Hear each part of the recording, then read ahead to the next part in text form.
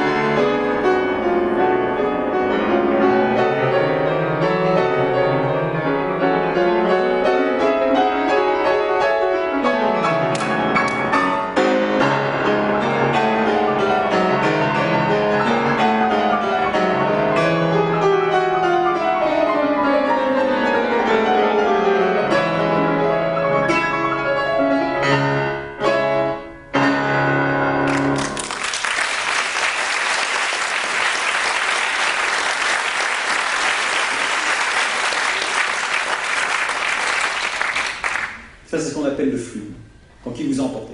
Donc ça, c'est le tempo.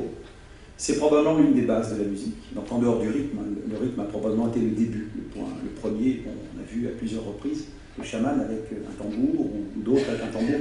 Évidemment, ça nous amène, c'est la répétition, c'est le rythme, c'est capital. Mais là, il y a le tempo. Le tempo, c'est la vitesse à laquelle, le flux avec lequel le mouvement se fait, l'ensemble du mouvement, en dehors du rythme qui est le rapport entre les notes.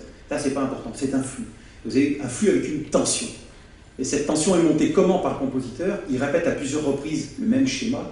Vous savez ce que c'est que la répétition, hein? C'est un ancrage, on rentre, on conforte et on pousse toujours un peu plus loin, on monte d'un cran. Il a monté là à plusieurs reprises d'un cran. Et il va déconstruire, en fait, il va retisser une autre toile, il va remonter ça d'une autre façon, et puis il s'arrête dans une espèce de si vous voulez, une descente absolument incroyable. Ça, c'est typiquement une œuvre qui est liée à la dynamique. Donc ce que vous avez ressenti, c'est pas forcément le trait mélodique, il y en a un, mais ce que vous avez ressenti, c'est fondamentalement la dynamique. Et qu'est-ce qui s'est passé? C'est quand même pas pour rien que je vous ai mis sur le côté gauche, on entend mieux le piano, ou là-haut. Pourquoi? Parce que vous le voyez. Vous voyez ce qui se passe. Lui, il ne peut pas jouer ça de façon plate, sinon il ne pourra pas le jouer. Donc on est dans un phénomène empathique. Il est obligé d'être dedans. Il y a des tas de gens qui jouent de façon très très plate. Ça. Mais cela, on n'entend pas la musique, on n'entend pas le flux. Donc pour qu'ils produisent le flux qui est écrit, en fait écrit sur cette œuvre, il faut qu'il soit dedans.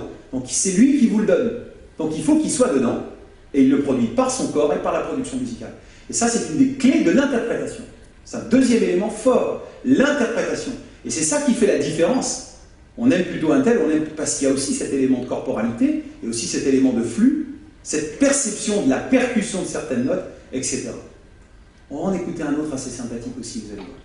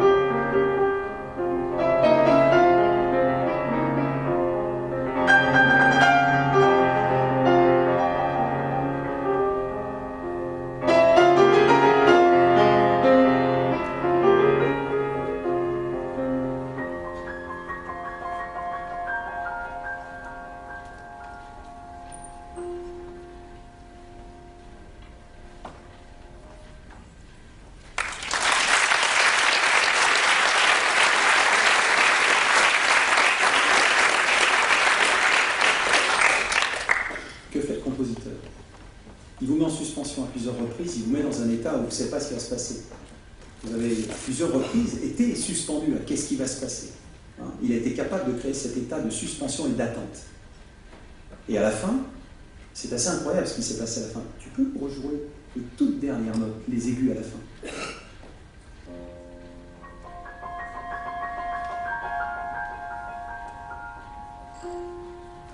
C'est totalement inattendu, ça. Vous vous rendez compte ce qui s'est passé avant? Il nous met ça. Ça a été utilisé par des centaines et des centaines de groupes de rock.